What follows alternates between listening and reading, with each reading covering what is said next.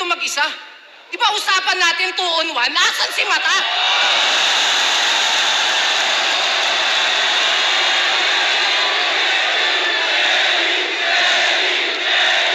Alam mo naman na dito uubra. Kaya paakyatin mo na. Bibigyan ko lang ng tig-isa pag sasabayin ko tong dalawa.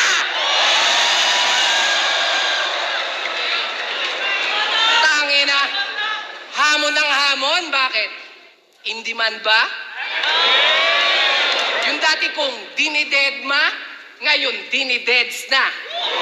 Gusto niya akong magseryoso, yun ang dinedemand niya. Eh nung huli akong nagseryoso, kalabang ko nagdedemanda.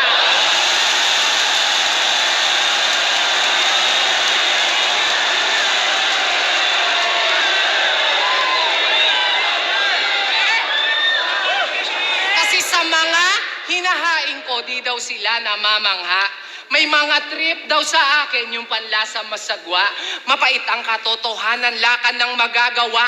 Mas mahal to ng madla, kaya nga sobrang bitter mo, pati yung taste na mamakla. Walang hiya? Apex versus Sinyo. Hindi ba ako lugi niyan? Kasi meron niyang wordplay, rhyme scheme, multi, Ron, Abra,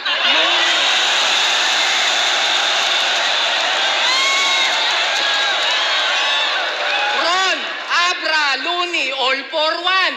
Pero kahit pagtulungan, smash sa akin yan. Oo, may iniinda sa tagiliran.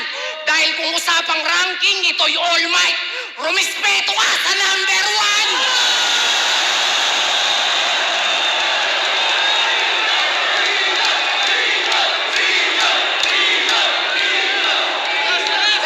Pero teka.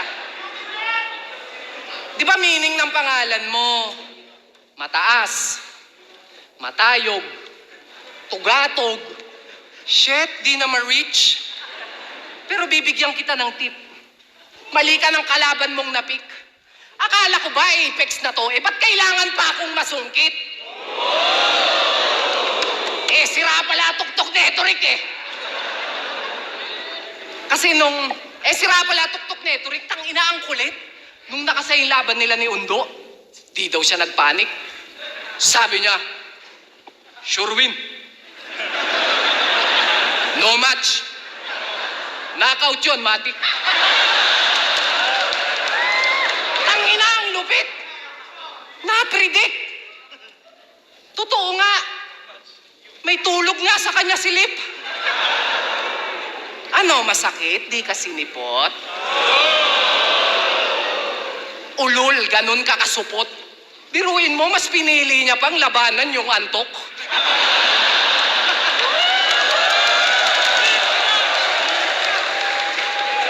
Bugok, karma is real. Hindi mo ba na-feel? Ginawa kang pampaantok, literal siyang sleeping pill. Kaya dyan ako gigil na gigil sa'yo, putang ina mo. Diyan ako gigil na gigil sa'yo, putang ina mo. Kaya sa lahat ng mga tropa natin dyan, ilang taong ko itong hinintay, shit. Ang karma talaga, pag binalikan ka, mas masakit. Naalala ko tuloy lahat ng mga panggagagumot, pangungulit, pero wala akong dinibdib. Tinanim na galit o hinanakit. Kaya bago tayo mag-umpisa, good luck sa pagbebenta ng damit.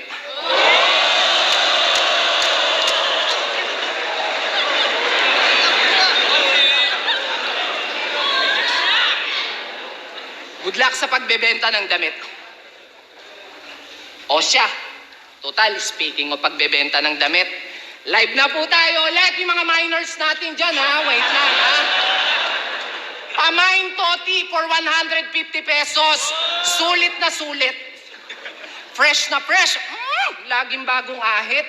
Second hand pero walang dents. Twice a day lang po ginamit.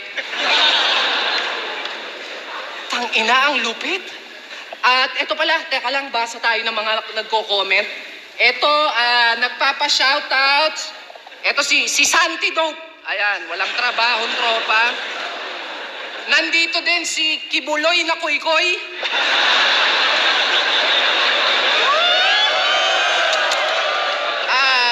joints para stop na.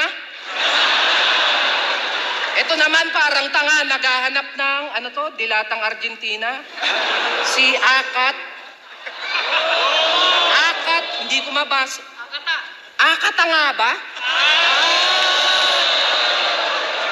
Akata nga siya.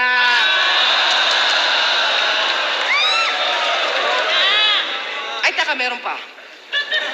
Ito, may nagtatanong. Ay, yung lahat pala ng minors natin dyan, may freebies po to nakasama. Nahulog na? May freebies po tong kasama. Mismo pong si Basya. Pero wala nang COD kasi pick up naman siya, okay? At ito pa, nagtatanong si... Ito si Serdeo, nagtatanong. Pwede po kaya yan sa boy? Ay, pwede. Ano ka ba? Yung mga ganitong itsura, unisex siya. Cash on delivery, pero pag pogi ka, may free shipping na.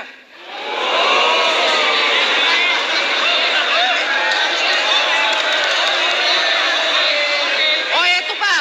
Si Lil Stroke.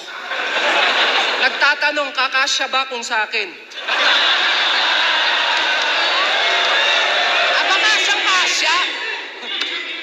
Kasyang kasya. Fit to American size, stretchable pa.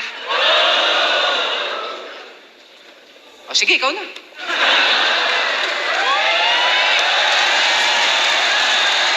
Yo!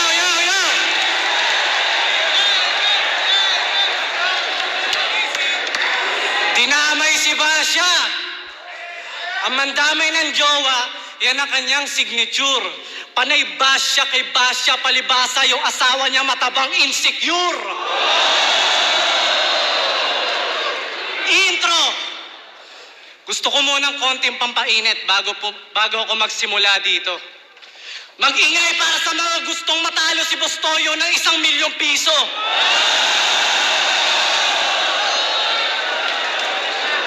Sa wakas, natuloy din, grabe. Nakakaluha.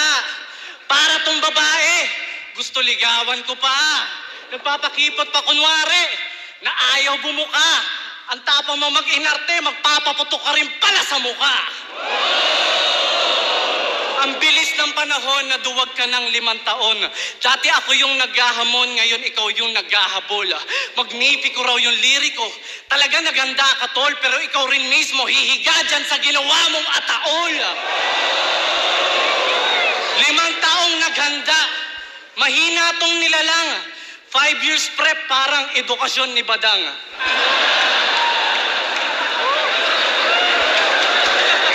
Wala siyang ganun. Warm up lang daw ako. Ang tindi neto, sagad. Ayos sa warm up mo no? Impyerno agad.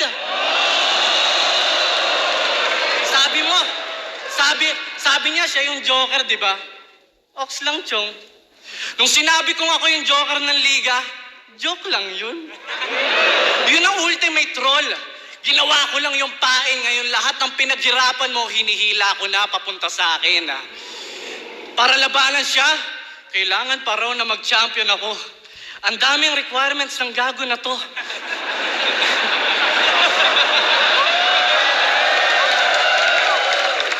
Kailangan ganyan. Kailangan ganito, samantalang sa loob ng 1 dekada na kung kaya mo lang na itugma na syllable, 3. Tapos ngayon, maghahamon kasi yung mga verse niya tapos na. Sabi ko, sige, set mo sa ahon, total yung karir niya, palubog na. Sa hinaba-haba ng prosesyon, di na malaman kung saan na napunta, ang dami mong kondisyon, yung pala nagpapakondisyon ka.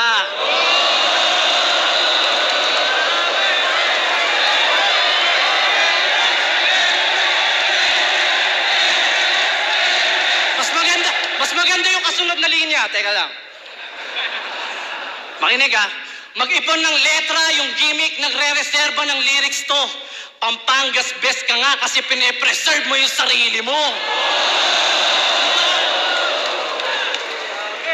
Alam nyo ba kung anong nirhyme niya sa broccoli? Ano? Binlandi. Alam nyo kung anong nirhyme niya sa confetti? Ano? Ang lupit mo naman, pre. Confetti?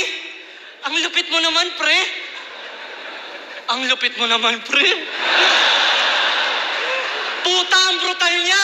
Hindi na yan slant rhyme, tangina, diagonal na.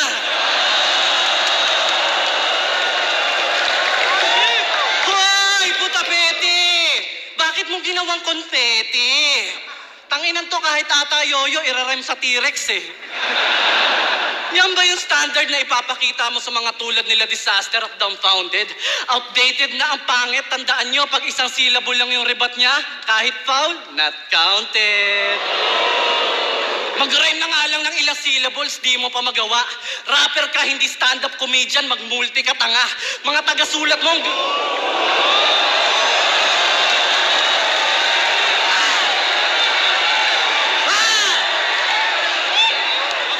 rapper ka, hindi stand-up comedian, mag-multi ka tanga.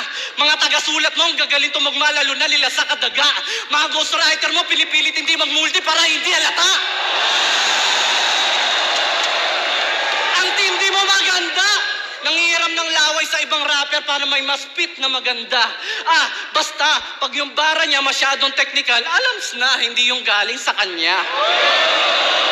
Sinyo, ungas ka. Dating mabait, ngayon akala mo kung sino na umasta.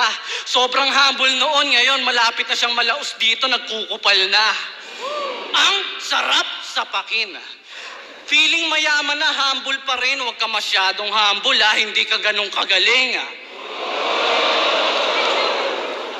Pagdating sa pagpapanggap, ubod ng galing to. Kung siya si Joker, sige, ako si Riddler, may bugtong ako sa inyo. Bibigyan ko kayo ng bugtong na hindi pa nasasagot ng isang dekada. Alam nyo ba kung ano tawag sa maangas na nagpakumbaba? Munti kang madimanda. Oo na, mayaman ka na. Pero para ka lang probinsyano nakapulot ng suitcase.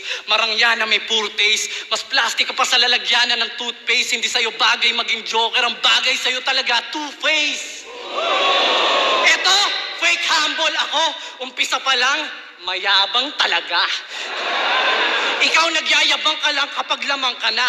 Saka ka magyabang kapag ang laban tabla. Hindi yung kung kailang kompleto na yung rounds mo, sabay papalag ka.